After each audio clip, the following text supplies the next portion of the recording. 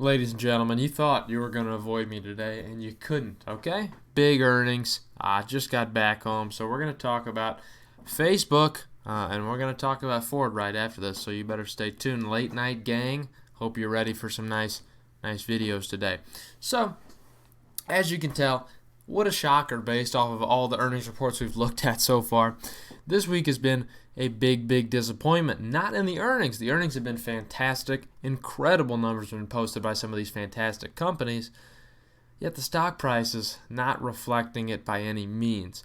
For Facebook, I think I understand part of the reason. If you recall, I expected somewhat of a smasher here. And I did take a little sneak peek. We'll see what happens. But I expected a revenue line. I was pretty high in my estimate. I said I expected a $30 billion line and an EPS to beat by 50 cents. So we'll see what happens there. Based off of this information, it doesn't look like we might hit that. Now, I do want to mention this is a stock that year to date is up 38%. And you take that into consideration over last year also. Really only up 60 is not a lot. But year to date, this performance trumps nearly every stock out there. The entire market's been very sluggish this year so far. So that could be part of the reason why we're seeing some downward movement. Just because, look, I'm already telling you, it's a smasher. You know it was. You didn't even need to know. I told you it was going to be a smasher on Sunday. And who knows? I mean, look, here's the thing about me. I know a lot more than these analysts do, okay?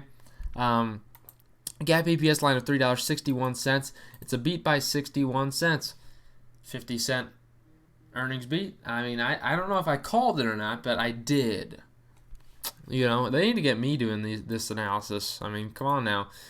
This is their average analyst is guessing this. Good grief. It is just a guess. They don't have any financial data to back this up, but I do, baby.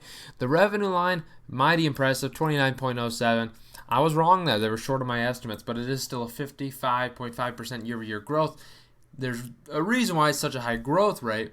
It's because of obviously the increase in ad spend that has now come back. Ad rates are living strong and in charge. I don't think that's the phrase, but it's how I said it.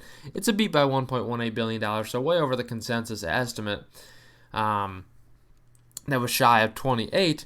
I thought it was going to be a $2 billion beat, which, you know, naive me, I know. But I was closer than the analyst. What can I say?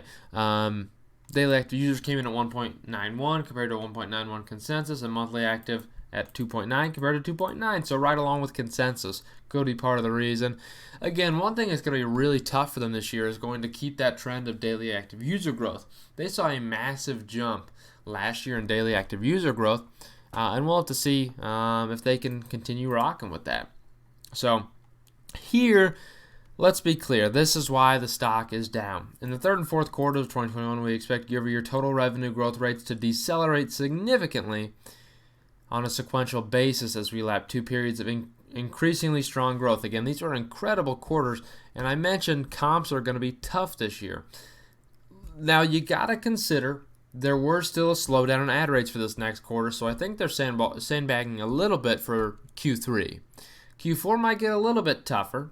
But again, ad rates are higher than they were during that quarter, so we'll see what it looks like. 2-year total revenue growth to decelerate modestly in the second half compared to the second quarter growth rate, which again is high. So I'm not too upset about that estimation. We look at the slides with Facebook. It's one thing we like to do. Why? Because they fill us with a lot of nice charts, and we love charts here. Daily active users, you see, consistent growth, and you saw even higher growth in 2020. I mean, look at how fast this thing started taking off. It was a rocket ship, and now we're probably going to see a little bit of slowdown, but still, every segment grew. I mean, there's growth everywhere here. I don't know where the issue is. Europe shrank just a slight bit. That's fine. It's fine. We can forget about that. Monthly active users, still a growing trend, but you see here this difference between Q4 2019 and Q1 2020, pretty massive, and Q2 2020 even larger. Massive stuff. 100 million users increased over both those quarters. Crazy stuff. Average revenue per user, it's on the rise, and again, that's because we saw a deceleration in overall ad rates last year, so it's good to see that recovery. And it's a fantastic line here. $10.12 per user worldwide. In the US, $53. $53 per user. You kidding me? And again, when you get into other regulated places, rest of the world, Asia Pacific, that's where you see a little bit of a decrease there just due to regulation cost and ad rates in general. So still fantastic to see that. It really is. Family daily active people also on the rise. What can I say? Monthly active people for family, it's on the rise. That's the thing about it. Yeah, you knew it. You knew it was the case. So revenue as a whole, one thing I definitely like tracking here is this other category. And again, that encompasses some of the other parts of Facebook. Obviously, advertising is the main source of revenue for this company. It will be forever. But othering includes stuff like Oculus that you need to mention is a potential there.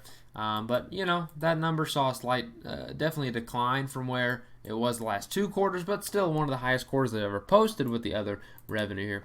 And as a whole, this is beauty. This is a beauty. Q4, again, it's going to be a tough beat. But you're telling me, I think they're going to smash this Q3 number, frankly. They'll easily be putting up $30 billion next quarter. Easily. Probably $31 billion is what they're putting up. That's still a great growth rate. $10 billion growth. I don't know what's going on here. That's still going to be a 50% growth rate. So they're definitely sandbagging that number. And unfortunately, it caused the stock to go down. Now, if you're someone who wants to buy Facebook, you're pretty happy by that because the stock's been hot lately. And trust me, I know. I'm a huge fan of this position. What can I say? Other revenue by geography, you see, obviously, U.S. and Canada making the majority of that as well. Income from operations, fantastic line here, $12.3 billion. Should have a net income one as well. Operating margin at 43%. Not too bad at all. There's a net income line I like to talk about a lot.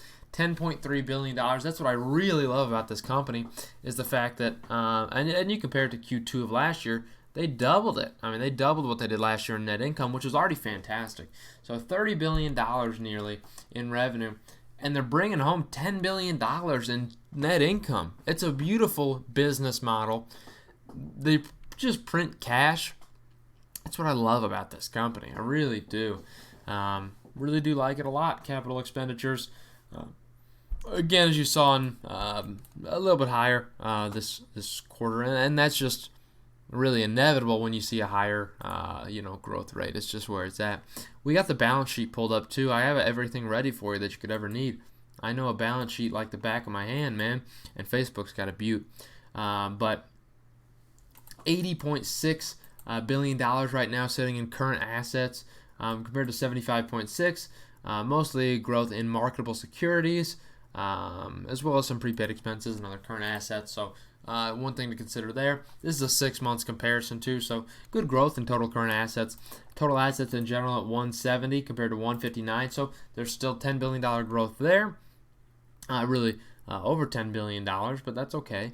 That's to each their own. It's fine. It's fine. It's only $11 billion, but it's okay. So total current liabilities, this is what I love about this company. Take a look at this balance sheet. It's freaking incredible.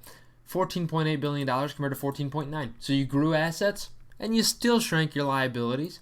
Total liabilities in general saw a little bit of a rise, okay? I'll be honest with you. 32.3 compared to 31. But we grew $10 billion in assets over the last 6 months. Liabilities grew by $1 billion only. This leads the stockholder equity to be one of the this is one of the greatest balance sheets of any company out there, especially even big tech. This is a fantastic one. Very, very small amount of debt, $138 billion in stockholder equity, and $128 compared to 6 months ago. They grew $10 billion in equity over the last 6 months. It's because they print cash. This company prints cash. The business model is fantastic, and it always will be, frankly. And with ad rates recovered where they're at, I love it. Again, this is a stock trading at a $1 trillion market cap, and I don't think that's necessarily unfair. We're going to talk about a company this year. This year is going to bring in, should be right around $100 billion. In my estimation, it'll be more. So they're going to be bringing over $100 billion into trading in a market cap of $1 trillion. I still don't think the stock is ridiculously expensive. You look at the general market and it's trading way higher than Facebook is right now. P/E ratio after this drop, frankly, is going to be right at 31. It's way cheaper than the general market. The market cap's cheap. I like this stock still. It's a great hold for the next 5 years, 5 to 10 years really. Is what I'm going to be holding it for. So I hope you have a great day. That's what I got for you.